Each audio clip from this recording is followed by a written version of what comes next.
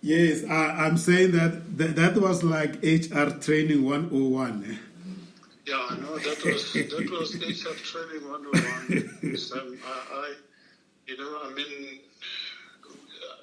space does not permit to put all the details here.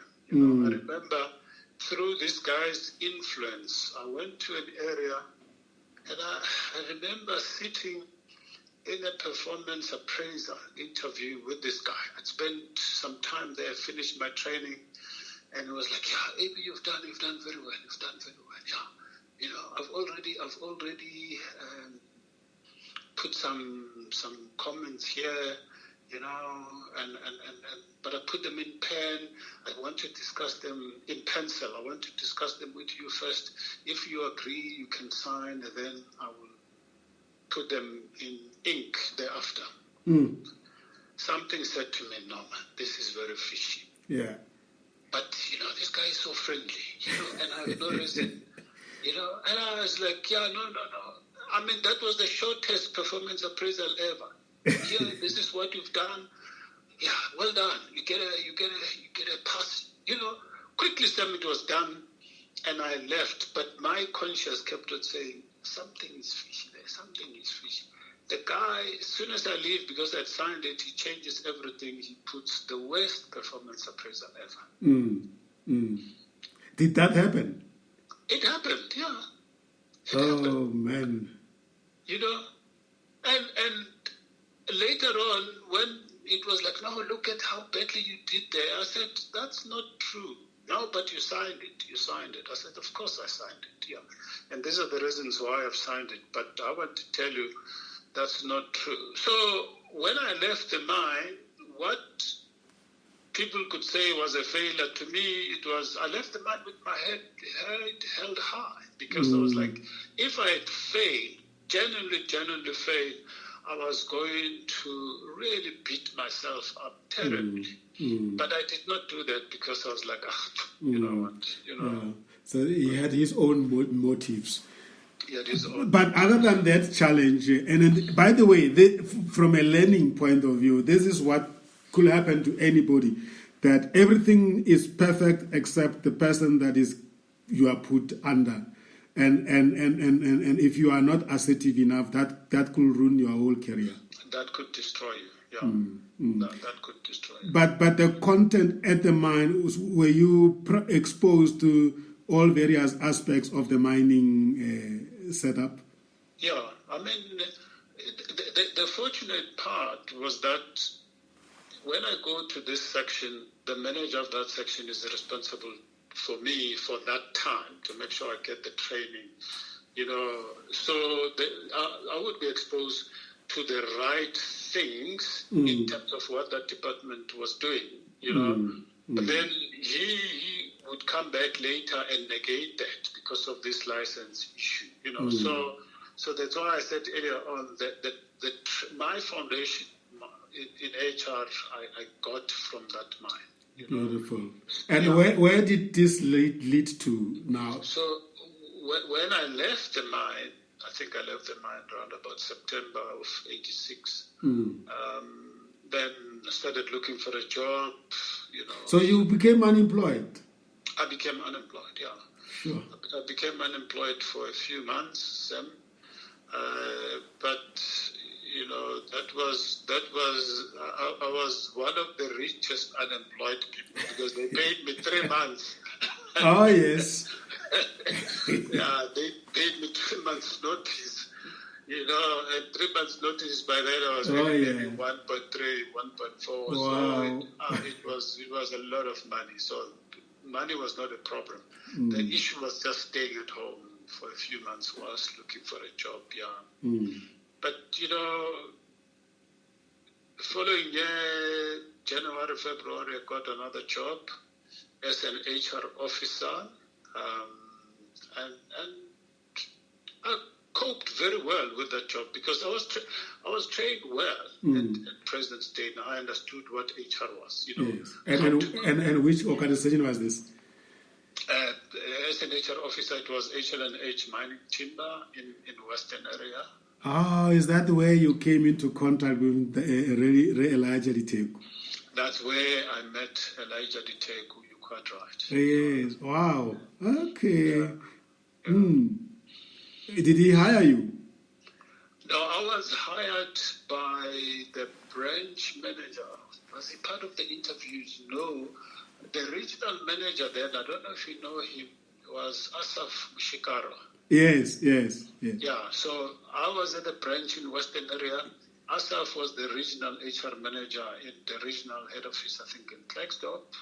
So Asaf was part of the interview process to hire me as the HR officer at that branch in Western area. And these are the times of the IPMs, ne? Those are the times of the IPMs. Yeah. Wow.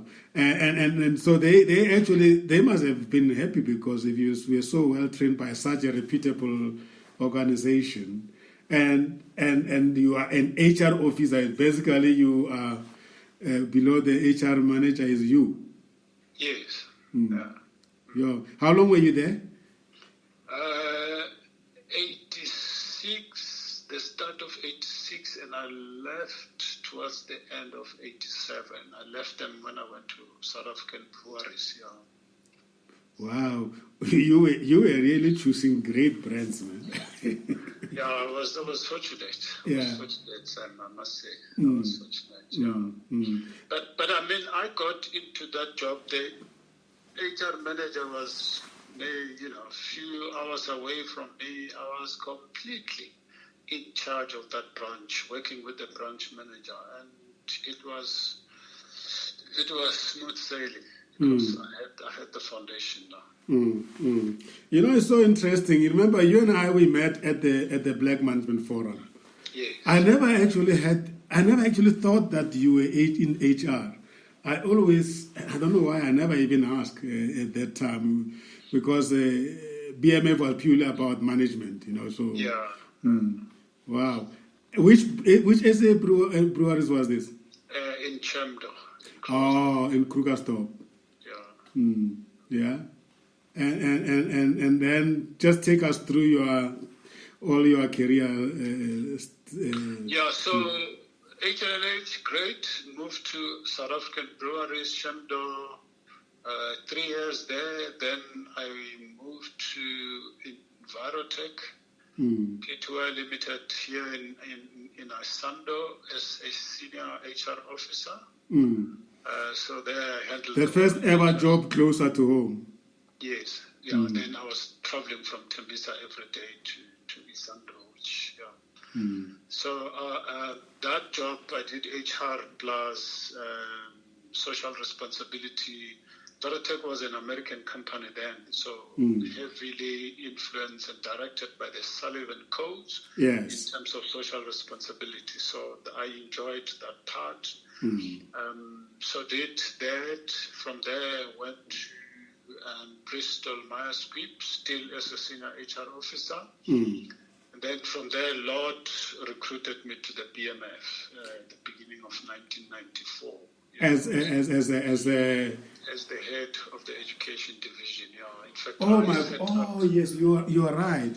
I set up the education division of the BMF. Were you not the HR branch manager first before you were hired? No. I was the chairman of the Eastern branch before I became full-time employee of the BMF. Yeah. In fact, I was in the committee for a number of years, then became chairman, then came into the BMF full-time. Yeah. And that was a time when we had Mpomagwana also as the transformation unit. In downtown Joburg. Lord was the MD in Resik Strict in Joburg, yeah. So those were the good days. Yeah, man, I remember. Now that you bring in those, and at that time, that was remember, BMF used to have a up and down. There were years where they were not good, but and I think that was a time when Ruel was he a president? Ruel Khoza. Was or was Wiseman Gutu? Wiseman and Gutu. Was Wiseman and Gutu. I'm not sure who he took over from, but it was Wise Men. So that was the time of the reorganization of the BMF. Yeah. Yes. Those were good days. Well, you remind me that when the annual conference time comes, we used to go so havoc at our companies because we would just go to our company and cry, I have to go to the conference. Yeah. Okay, yeah, no, I had forgotten that actually you did work for BMF full time. I did. And then we had the placement office was also established under the lady Linda Primos. Yeah. Wow. How long were you at BMF? I joined BMF beginning of '94, Mm. and I think I left. Was it end of '95, beginning of '96, somewhere there? Yeah. Tell me, now that you're mentioning it, I think I'm very curious to know. The education department was different to the transformation unit, and then there was a placement division. The education was actually a training. We can say it was a training unit. Education departments, it's simply student chapters. Oh, okay. Yeah, simple student chapters. We set up student chapters just to help, university and technical students bridge the gap between tertiary education and the world of work. That was this discussion we're having now is the kind of discussions we had with the students, to prepare them for the world of work.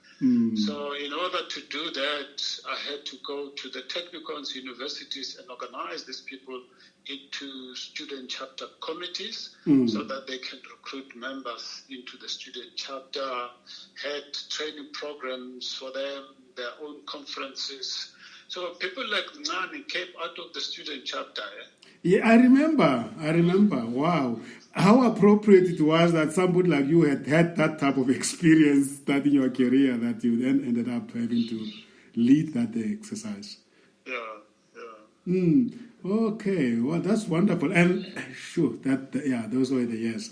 And then from there, I went into consulting for a bit. I joined Gemini Consulting as a senior consultant. That coming from HR into consulting, it's something that young people should really think about in their career, that at some point in time go into a consulting house, because that teaches you certain skills you would not pick up in a normal, corporate environment. So enjoyed my time at and Gemini was one of the are they still existing? Well, I think they were taken over. I can't remember. By Gemini, So, but by then, 1996, 1997, they were one of the big consulting firms. In South Africa. Sure. Yeah. No, what a journey. What a journey. Yeah. And from Gemini, I was recruited into ISCO. The last years of ISCO, I'm sure. The last years of ISCO, you're quite right. I joined ISCO just before the unbundling. The unbundling, I think, happened in 2001. I joined them in 1998 as a general manager in HR. Oh, that was a robust organization, eh? Yeah, it was huge, Sam. It was huge, and at that time they were dealing with big issues, in terms of the unbundling, bringing in new equity partners, But that was a huge job. It was a huge jump for me into that general manager position on the ISCO Steel side. ISCO Steel. Remember, you had ISCO Steel and you had ISCO Mining. Yes. So when the unbundling happened, ISCO Steel became a listed company in its own right, and then mining became Kumba. Yeah. Oh yes. Yeah. Oh my goodness, that's it. It's so quick to forget where these organizations all come from. Eh? Yeah. I guess ISCO Steel is now what is the ArcelorMittal, right? ISCO is now ArcelorMittal because ArcelorMittal became the majority shareholder in 2001 and we changed the name. And I guess post-94, AB, issues of transformation became in part and parcel of every management position and leadership, and a completely different ball game. Sam, I mean, you know as much as I do, in 1994, I don't know to what year, but transformation was top of mind in corporate South Africa, top of mind. You know, and one of the organizations that played a key role in that is the BMF. You know, I mean, the Basotho Head and affirmative action. You know, I mean, Lord did a fantastic job. You know, so it is not a surprise that these positions then became open for people like ourselves because transformation, you know, it's something that people were taking much more seriously than today.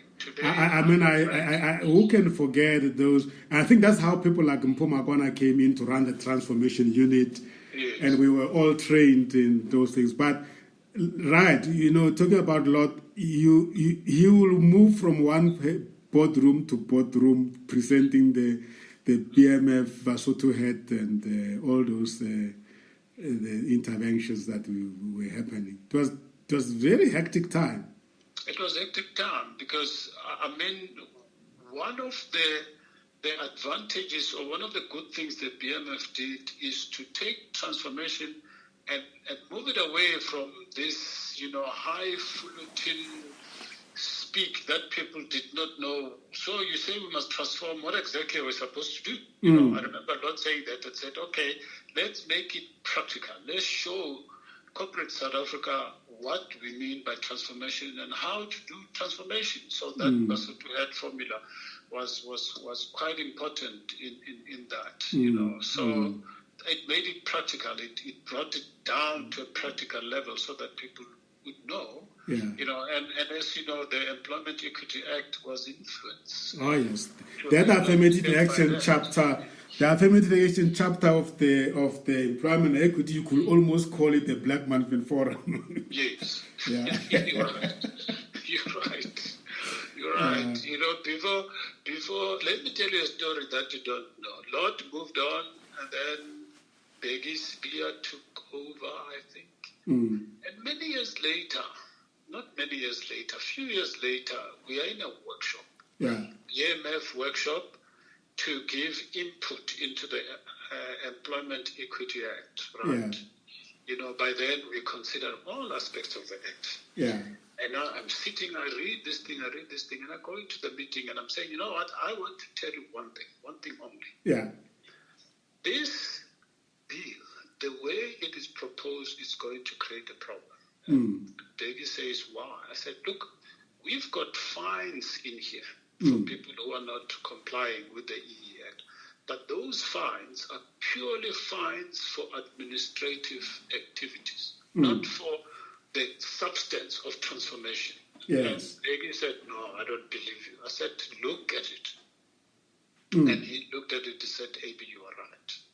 And Sam, that went through without being changed. And I'm telling you now, one of the problems we're having with employment equity is already people would be fined for failing to submit an EE plan or an EE report. But people will not be fined for not meeting their EE target.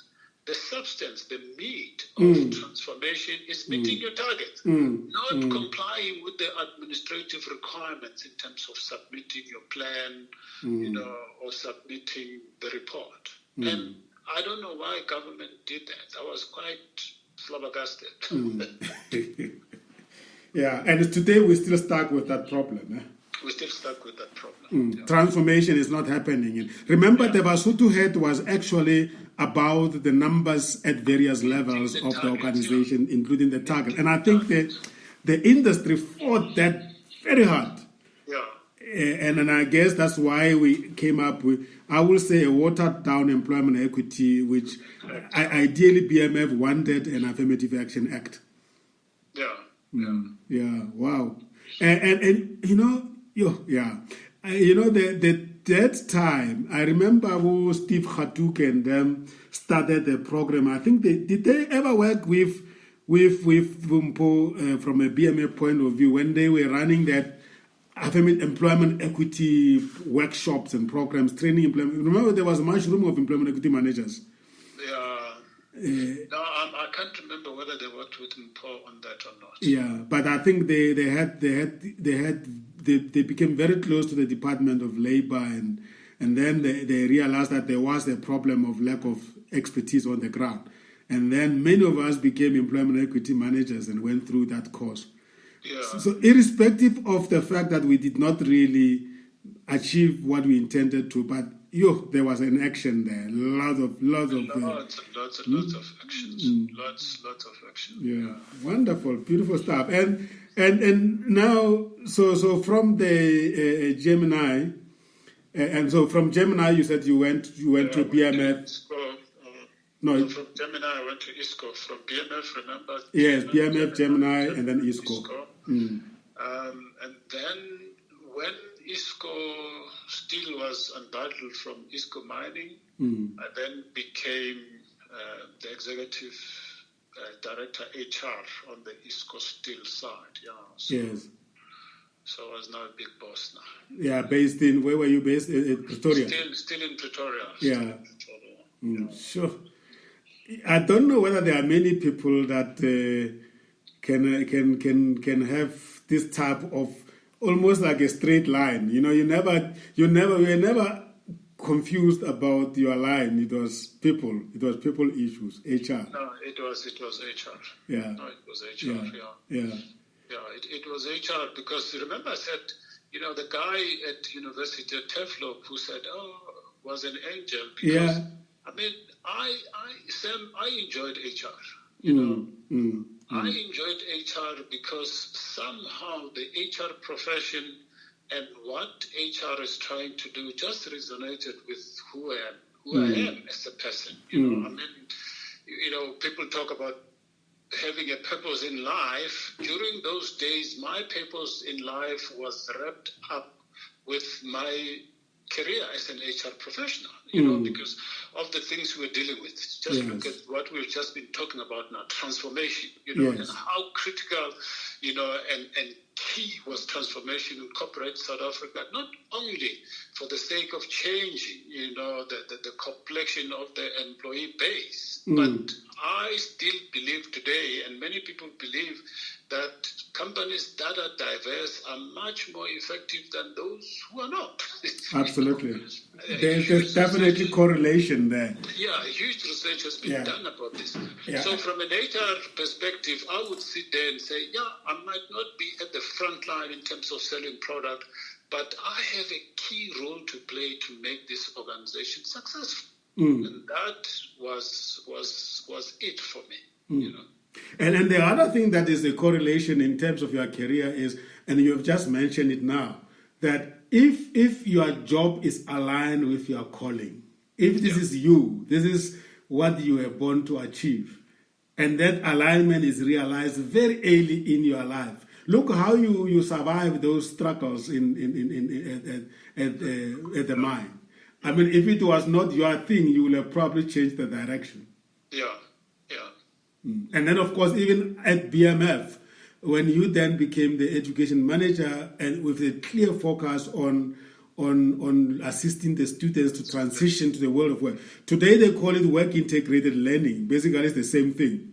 Yeah. That the students must be exposed to the world of work in time so that they can succeed. Yeah. Wow. And this is the reason why, Ed Thebyane, it's very key for me to have stories being told in this way, because if you just sit in a class with students, here are various jobs, look at which one you like. It doesn't really assist. But when you hear the story like this, and when there's that type of a clean alignment, it tells you that it's very, very important for people to know their interests and really look at their capabilities and really, really go for something that speaks to them. Yeah, I mean, you're quite right, Sam. As an HR professional, one of the things we would be challenged with is training. Where is the return on the investment in training? People would say that because they would expect you to sit down and analyze all aspects of the training course and say this is the impact it has. But I tell people, I say, you know what, go to a training program, attend the whole training program as seriously as you can with an open mind. If you come out of there and you have one idea only, that you can say, you know what, I've learned this one thing and I would like to take this and try and apply it where I come from. That training program was worth it. Yeah. We are having an open-ended conversation now, and I can tell you, people listening to this, somebody's just going to pick up one thing. And that thing would be a life-changing thing for them in the whole 2-hour conversation that we are having. Yeah. Absolutely. So people need to look at training differently than, this thinking, say, demonstrate to me how this is adding value. Exactly. Training needs to be part of a people's development holistically. Yeah. And if it adds to a missing link, a missing puzzle, then that makes a difference. Yeah. So yeah. Yeah, and go ahead, Sam. Yeah, and now one thing that I also wanted you to touch on is the whole idea of how people roof their careers. We're so fascinated about starting a career and then going through but people never ever actually think of the fact that their careers could become something that come after them when they are done.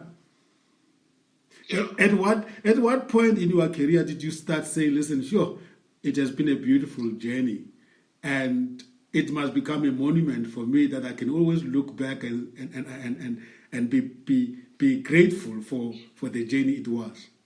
I know you haven't ended your career at ISCO, you've ended somewhere, but I want us to sum it up that way and also touch on the last areas where you went to. So, from ISCO, Executive Director HR, 2001 until 2004, then move on in 2008. Yeah. I start having this thing that says, you know what, I need to start thinking about life outside of corporate. 2008, you know. And I remember it was a very strong feeling that, and I went to my boss at that time and I said, you know what, I think I need to call it quits. And he said to me, why? I said, look, I'm not unhappy, everything is fine. But I've been an HR guy from day one, since I left university in 1982.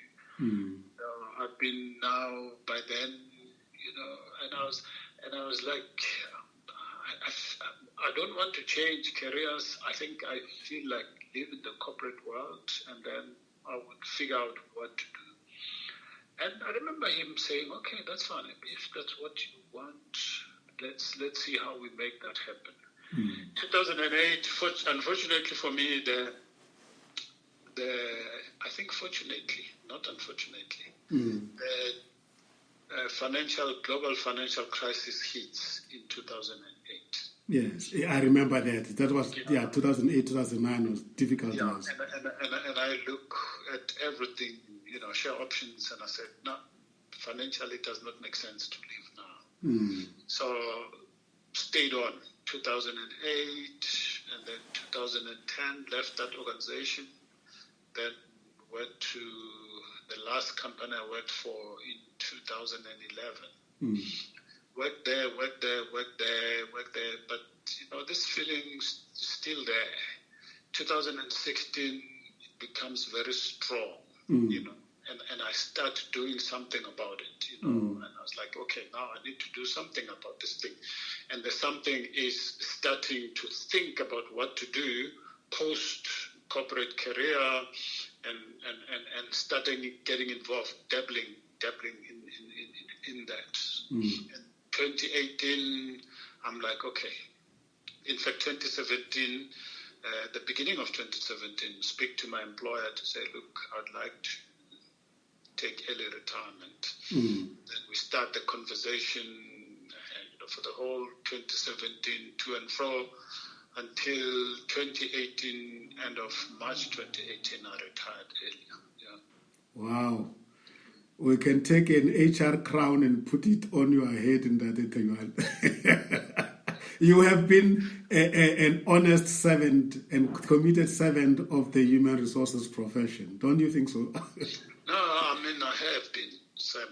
There was a time I used to say HR is all I can do, and now I'm saying, no, that's a very wrong way of thinking. There are many things that we can do. Some of them we are not even aware of them because we are not giving ourselves the chance to sit down and think and embark on these new and uncharted territories. Yeah, and I think for you, human resources is equivalent to business. Of course, yeah. There's no difference. It's a business. People is business, yeah? People is business, yeah. People is business, yeah. And the last company, was? It was Nedbank. Yeah. The Nedbank Group. Yeah, the Nedbank Group. Are they aware that is where you actually sort of like nailed down your crown? Yeah, they are. They are. Wow, beautiful stuff. I mean, this is a book on its own. In that, when is the book coming out? You can't not write a book about this journey. I wrote a book, but it's not about this journey. It's not in this manner that I've shared with you. The book, the title of the book, and I have written a book, Sam. It was published in April this year. You can find it on Amazon. Oh yes, I think you're right. I remember seeing. What's the title of the book, so the listeners can also get it, because now it will make sense for them to go and read your book.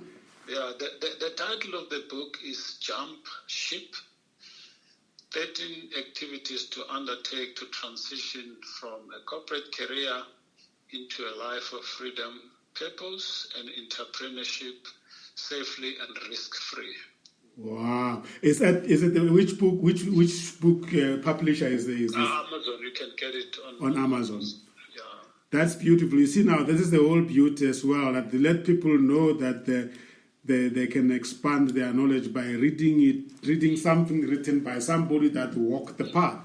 Yeah. And I see quite a lot of our professionals are writing books now, which is really inspiring. I mean, Unolita have written books, and quite a number of other people. And I think this is what we need to do more of, in my view.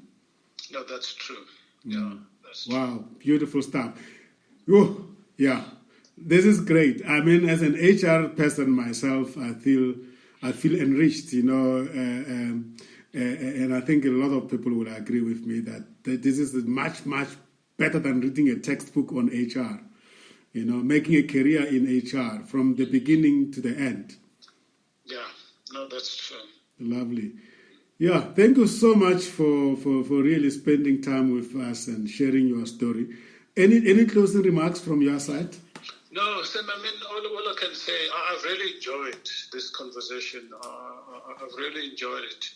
The format, I think, makes a lot of sense, because sometimes some of the interviews are too structured, and they make it difficult for the interviewee to really, take out those things that could help people. That idea that somebody can just grab this and say, you know what, this actually changed my life. I listened to this guy speak, and this is what I heard him say, and I went out and I changed my life. So I really enjoyed our chat. And I must congratulate you on the work that you are doing today.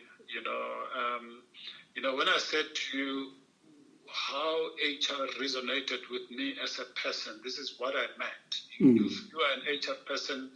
You are now doing this work with Cometa to still input, develop, and help people to chart their careers.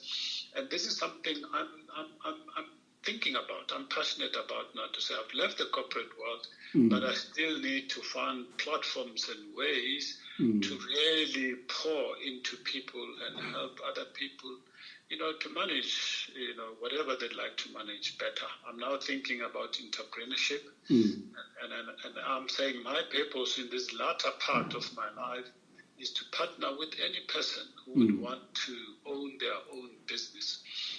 All that they need to do is to be willing to sit down, think about it, and say, this is what I want to do, and where can I find the resources, where can I find people to help me in my journey. And this book I just told you about does exactly that. It tells people how to transition from corporate so that they can set up their own enterprises. Because at the end of the day, Sam, we cannot spend all our life fighting over this small cake. Many of us need to start thinking about how we grow the cake so that we can distribute it better. Absolutely. 100%. I'm the proponent of that. I had actually a conversation with one guy from Portugal on this platform and on a coaching 101. And we were addressing the topic transitioning from consulting into coaching, which is also an entrepreneurship type of a move. And I think if we can do more of this, we can inspire so many people to understand that leaving corporate doesn't mean that's the end of the journey. No, definitely. That's just the beginning of another sort of a journey. And thanks for bringing that up.